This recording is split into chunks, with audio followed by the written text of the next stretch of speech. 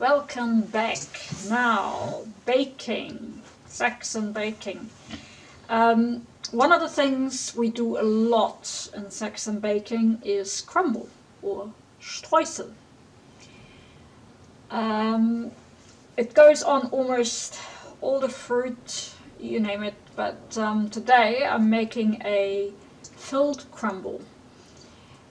Now there's two things to it. Obviously the crumble itself, which is pretty basic. It's for a small cake like I'm doing it. It's 200 flour, 100 sugar, 125 butter or margarine, and that's and a pinch of salt. And I put a little bit of cinnamon in just for flavoring really. And so the butter needs to be room temp, so it's not too cold, unlike in some of the pastries where it needs to be really, really cold. In this case it needs to be quite warm, so I cut it down in little cubes here. So it sort of softens a little bit, and I've already got my flour, sugar, cinnamon and salt in the bowl. And all we do is just dump it in.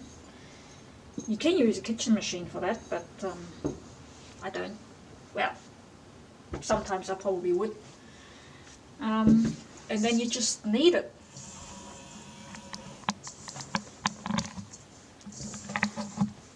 Yeah.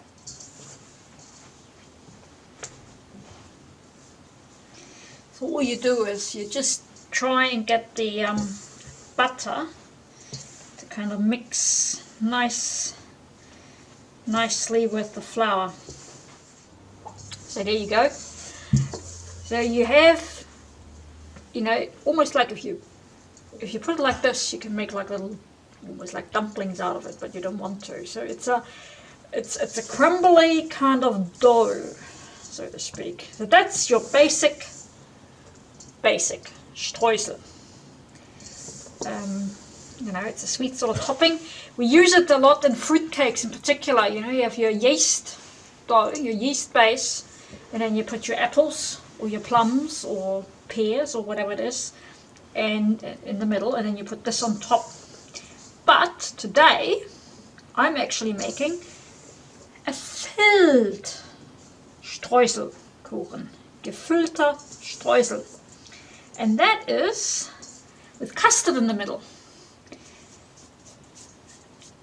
Right, so custard, or rather Gefüllter Streusel, custard. Now you can, if you're in New Zealand, you can use your Edmonds or whatever other custard powder. You can make your own custard. It needs to be quite sort of thick, not runny, in order for the the Streusel to kind of sit on top rather than sink in. I personally, I shouldn't say this loud, but I don't really like the flavor of this one, but that's just a personal choice. Now if you are using the Edmonds, you need to put a little bit more custard powder in for the ratio, so it is not as runny as the recipe says. But I'm actually using German custard powder, and that's one of these packs. I've got them over from Germany, but you can also get them in certain European specialist shops. So this is from some Eastern European country. I don't actually know where it's from, but I bought this in Auckland at the European Deli. So so they, it looks like that. And I use two of these packs. So one of these packs is for 500 milliliter of milk. So I make a liter. And actually I use a little less than a liter, so it is nice and solid.